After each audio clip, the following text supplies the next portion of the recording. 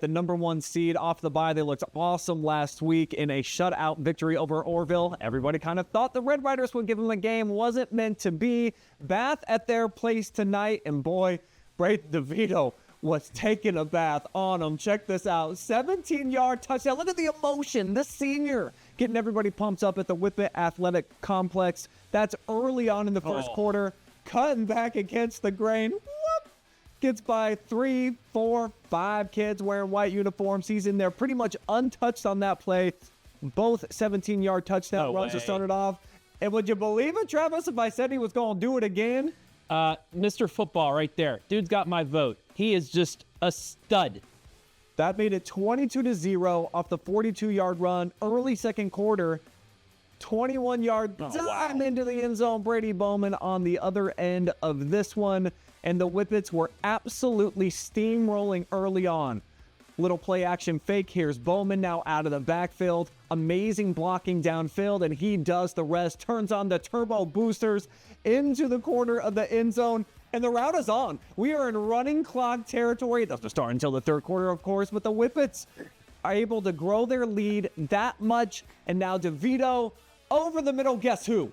Bowman again, spinning into the end zone. Shelby absolutely rolls tonight. They would go up 49-0 in this game off of this touchdown run right here by Luke Blevins to cap off the scoring for the Whippin. 61-yarder. Had to turn around and make sure for himself nobody was coming.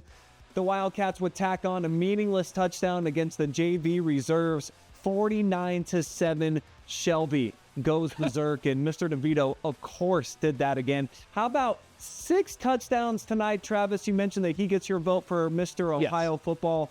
I mean, this dude is electric, and he does it with the versatility. The legs this year have really come along, and of course, we've always known about his arm and his throwing ability, but when he is hooking up with Brady Bowman like that, like, good luck, man. Yeah, I was about to say, we got to talk about number 12 as well. DeVito and Bowman were the stat leaders champions in the regular season, the passing and receiving champions, because they made plays like that. How elusive are both of them? We saw DeVito with his runs, but then the receiving touchdowns by Bowman as well. He is just as elusive as Brayden DeVito is, and they're just one of the best 1-2 punches in Division IV football right there, and that is why they're heading on to the regional final. The first time, I believe, since, what was it, the year they lost to Van Wert?